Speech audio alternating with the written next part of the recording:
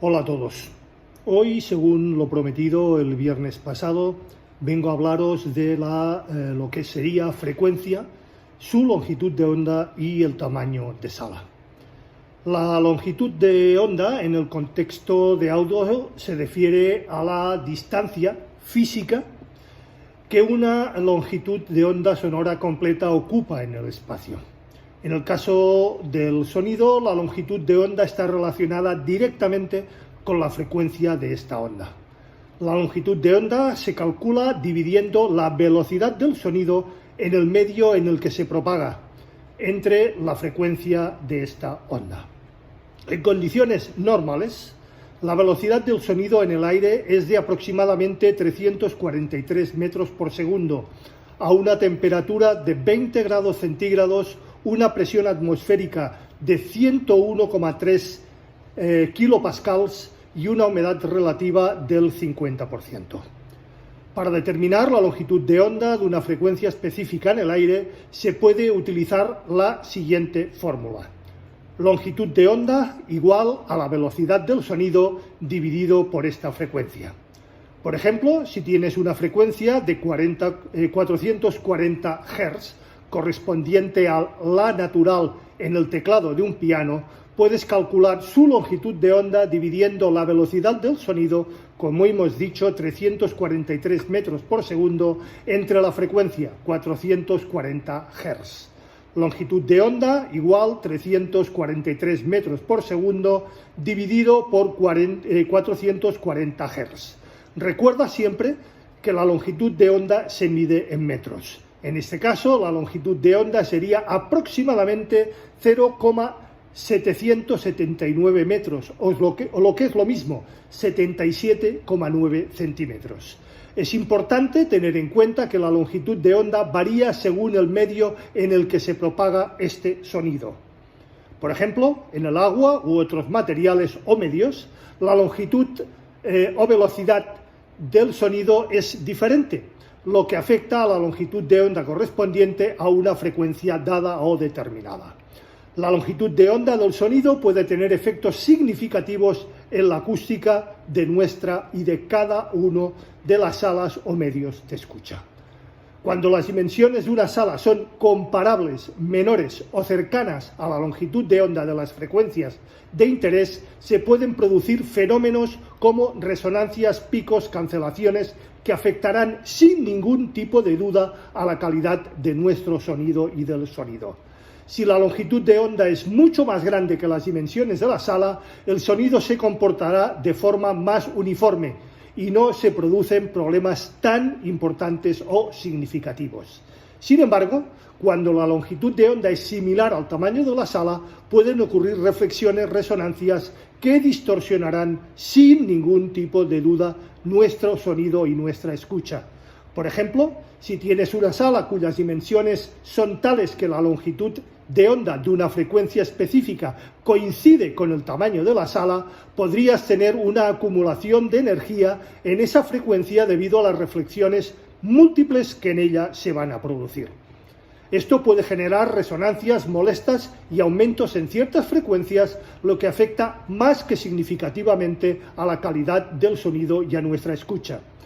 Para abordar estos problemas se utilizan técnicas de diseño acústico, como la colocación estratégica de materiales absorbentes, difusores, trampas de grave, etcétera, etcétera, etcétera. Hablaremos de ellos con más detenimiento, os lo prometo, en futuros posts.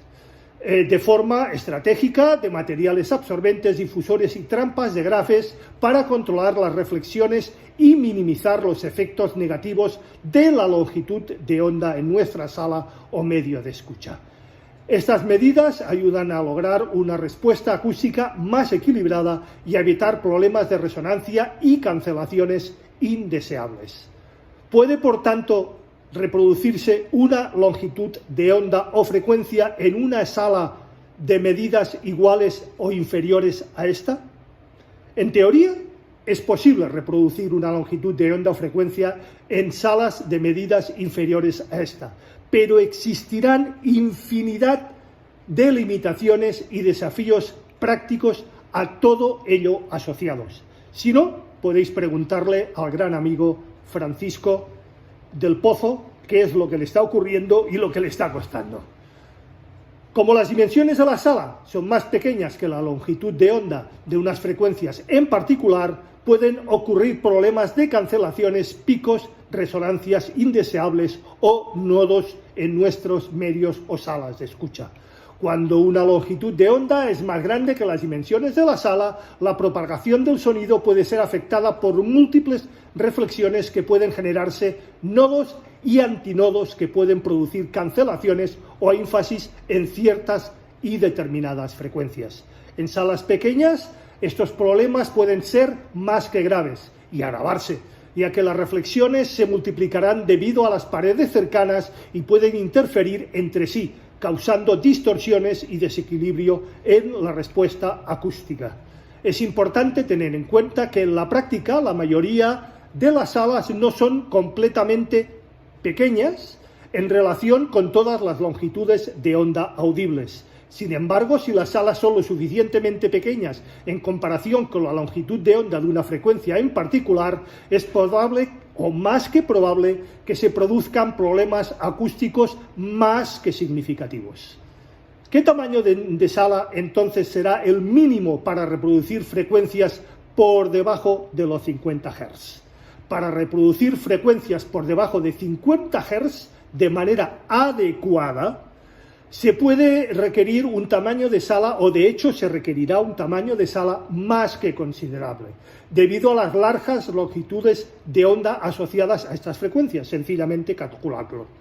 La reproducción precisa de frecuencias bajas implica la necesidad de espacio suficiente para evitar problemas acústicos como cancelaciones, picos y resonancias más que indeseables. Dado que la longitud de onda de una frecuencia se calcula dividiendo la velocidad del sonido, como hemos dicho, entre la frecuencia, podemos hacer una estimación aproximada. A una temperatura, presión atmosférica y grado de humedad, como ya hemos dicho, la velocidad del sonido en el aire es aproximadamente 343 metros por segundo. Si consideramos una frecuencia de 50 Hz, por ejemplo, la longitud de onda correspondiente sería aproximadamente 6,86 metros. ¿Tenemos una sala así? Para evitar problemas significativos de cancelaciones, picos, resonancias, sería recomendable que las dimensiones de la sala sean considerablemente mayores que la longitud de onda de 6,86 metros. En general, las salas que se utilizan para la reproducción precisa de frecuencias bajas suelen tener dimensiones significativamente mayores, como estudios de grabación, salas de conciertos diseñadas más que específicamente para el rendimiento de la acústica a esas frecuencias extremadamente bajas. Es importante, por tanto, destacar que otros factores también influyen en la reproducción de frecuencias bajas, como el diseño acústico de la sala, la colocación y orientación de los altavoces, así como el uso de técnicas de control, de resonancia, de ecualización, tanto activa como pasiva, y absorción de bajas frecuencias. Por tanto, además del tamaño de la sala, se deben más que considerar varios elementos para obtener una reproducción óptima y apropiada y, como Dios manda, de frecuencias relativamente bajas. ¿Tiene, por tanto, sentido la utilización de subwoofers en salas de dimensiones inferiores a esta longitud de onda? Sí. Tiene sentido utilizar subwoofers en salas de dimensiones inferiores. Los subwoofers, como ya vimos, son altavoces diseñados específicamente para reproducir frecuencias bajas, incluyendo aquellas por debajo de los 40-50 Hz. Aunque el tamaño de la sala puede presentar más que desafíos y más que significativos problemas acústicos, los subwoofers pueden proporcionar beneficios en términos de respuesta de graves mejorada y una experiencia auditiva más placentera y más significativa, más envolvente, más holográfica y más precisa. Los subwoofers están diseñados para adaptarse a la reproducción de frecuencias extremadamente bajas, como ya vimos el viernes pasado y en anteriores posts, y suelen tener una mayor capacidad de manejo de potencia y una respuesta de frecuencias más baja en comparación con los altavoces convencionales, sean del tipo que sean. Estos les permiten reproducir con mayor precisión y fiabilidad las frecuencias más bajas y ofrecer una mayor sensación de impacto y profundidad en el sonido. En las salas de dimensiones relativamente reducidas o más reducidas, los subwoofers pueden ayudar a compensar las limitaciones acústicas al proporcionar una reproducción más controlada, más precisa y más uniforme de las subfrecuencias. Además, la utilización estratégica y la configuración adecuada de los subwoofers pueden minimizar los problemas de cancelaciones, picos, resonancias y otros que podrían surgir en las salas más pequeñas. Sin embargo, es importante tener en cuenta que la correcta integración y calibración de los subwoofers en la sala es más que crucial para obtener los mejores y más adecuados resultados. Esto implica considerar aspectos como la colocación óptima de los subwoofers, la configuración del crossover, la ecualización, no me cansaré de insistir, y el control, resonancia, etcétera, etcétera, etcétera, mediante el uso de materiales absorbentes, de trampas de graves, absorbentes, etcétera, etcétera, etcétera. En resumen, aunque las salas de dimensiones inferiores puedan presentar grandes y muy significativos desafíos acústicos, la utilización del subwoofer o de subwoofers adecuadamente configurados y calibrados puede mejorar más que significativamente la reproducción de frecuencias bajas y brindar experiencias auditivas más completas y mucho más satisfactorias. Por tanto, es mejor usar uno o dos subwoofers. La elección, tal y como vimos en anteriores posts, de utilizar uno o dos subwoofers depende de varios factores, como las características de la sala, el sistema de sonido utilizado, el tipo de música que vamos a escuchar o que más nos gusta y las preferencias personales y, cómo no, el presupuesto de que disponamos. Ambas configuraciones tienen ventajas y consideraciones a tener en cuenta. Utilizar un solo subwoofer significa simplicidad. Un solo subwoofer puede ser más fácil de configurar y calibrado en comparación con dos subwoofers. Respuesta más uniforme. En algunas salas, un solo subwoofer bien ubicado y bien calibrado puede proporcionar una respuesta en graves más uniforme que en una amplia área de escucha. Menor costo. Utilizar un solo subwoofer evidentemente generalmente implica un costo más bajo en comparación con dos subwoofers. Utilizar dos subwoofers. Respuesta en graves más uniforme y más controlada. La utilización de dos subwoofers bien ubicados puede ayudar a mitigar problemas de cancelación, picos y ofrecer una respuesta en graves mucho más uniforme en una variedad de posiciones de escucha dentro de nuestra sala o medio de escucha.